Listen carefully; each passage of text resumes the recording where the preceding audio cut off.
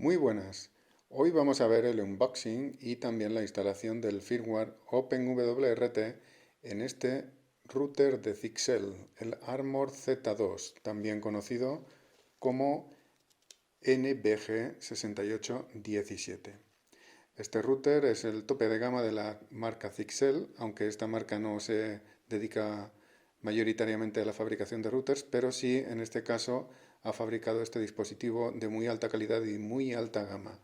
En velocidad estamos hablando de un AC2600 con 800 megas de conexión para la banda de 2,4 gigabytes y en la banda de 5 gigabytes estamos hablando de 867 megabits por segundo. Vamos a empezar abriendo la caja y viendo qué hay en el interior del router. En este caso nos lo encontramos bien protegido por su plástico. Vemos que trae 4 antenas. El router no son removibles las antenas, son fijas, aunque se pueden mover para orientarlas. Nos encontramos con el típico folleto de garantías en varios idiomas y para varios países. También nos encontramos otro folletito más pequeño con las especificaciones técnicas del dispositivo. Esta pegatina está fija, no vale para nada. En este apartado de la caja nos encontramos la fuente de alimentación, que es de 12 voltios y 3,5 amperios. Este router tiene un consumo de energía potente, por lo que necesita de un adaptador que, como podemos ver, viene preparado con otros dos adaptadores para poder enchufarlo a tomas de corriente europeas, españolas concretamente, o inglesas del Reino Unido. Nosotros, como estamos en España, vamos a ponerle la toma española, que también la compartimos con otros países de Europa, como Alemania, Portugal, etc. En este caso es un simple adaptador que se coloca en su posición hasta que oigamos un clic y ya queda fijo. Quitamos todo esto de en medio. También vemos que tenemos el típico cable de red amarillo para conectar el router con otros dispositivos, en este caso con la categoría de velocidad de hasta 1 gigabyte por segundo. Bueno, vamos a centrarnos en la vista del router en sí. Como os he dicho antes, las antenas son movibles, pero no son removibles.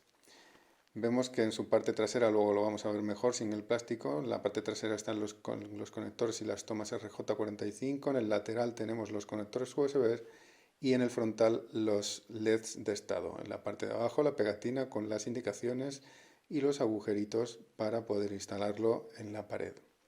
Vamos a empezar a quitar el plástico, está pegado bastante bien, viene bastante bien protegido el router. Hay que quitarlos de este lado también para poder sacarlo. Mientras me dedico a quitar el plástico, os voy a comentar las características técnicas del router. El router tiene un procesador, el principal de la marca Qualcomm, el IPQ8065, que es un doble core de 2 núcleos con 1,7 gigas de velocidad. Tiene una RAM de 512 megabytes DDR3 y tiene dos memorias flash, una grandísima de 4 gigabytes y otra más pequeñita de 4 megabytes. El switch está gestionado por el procesador Qualcomm Atheros QCA8337. Bueno, este es el router ya. Una vez quitado el plástico de protección, hemos visto el frontal, los dos puertos USB, uno 2.0 y otro 3.0, los 4 puertos gigabit LAN y el puerto gigabit para la WAN, los interruptores de encendido apagado, WPS, reset, la parte de abajo con la pegatina y los agujeritos para colocar en la pared. Las antenas están un poquito duras, como el router es nuevo, pues cuesta un poquito de trabajo moverlas, pero se pueden colocar en la mejor posición que nos interese.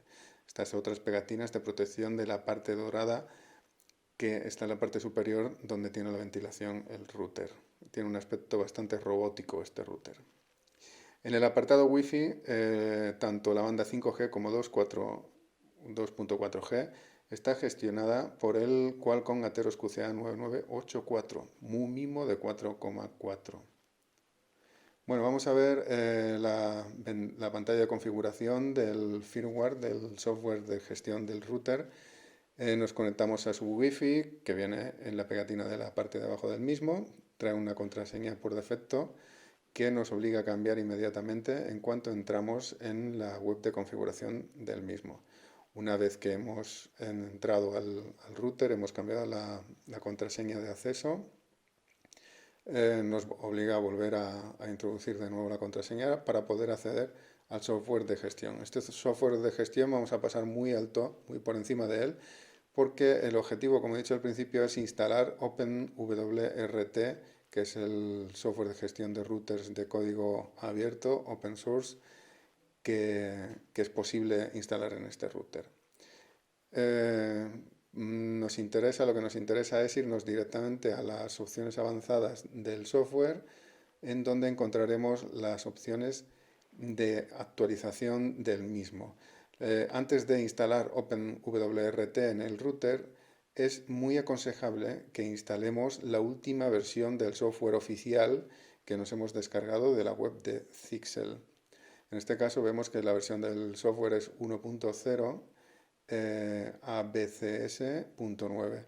Ya está disponible la versión ABCS.10, que es la que vamos a instalar inmediatamente. Nos vamos a las opciones de mantenimiento, actualización de firmware. Seleccionamos el archivo que previamente nos hemos descargado de la web de Zixel. Buscamos la ruta donde lo tenemos guardado el mismo. Aquí lo tenemos. Seleccionamos el fichero terminado en .bin con la extensión bin y damos a cargar. Tras un par de minutitos entre que subo el software y reinicia el router, volvemos a entrar en el software de control del mismo con la contraseña que habíamos puesto antes y nos volvemos a ir al modo experto para ver que efectivamente hemos actualizado el firmware. Aquí vemos la versión 1.00 ABCS.10. Bien, una vez que ya tenemos la última versión del software de control original del fabricante, ya podemos instalar OpenWRT. Esto que veis es la página oficial de este router en la web de OpenWRT. Aquí vemos los tres software de control que tenemos para él. Uno para instalar primeramente y otro para actualización y el original. Estos son las tablas de particiones de las dos memorias flash que lleva, la de 4 megas y la de 4 gigas, la original y la tabla de particiones OpenWRT.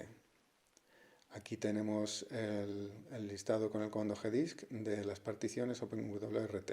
Y la instalación es muy sencilla. A través del software de control podemos hacer la carga directa del firmware de OpenWRT y la actualización cuando se hayan actualizaciones de la misma forma.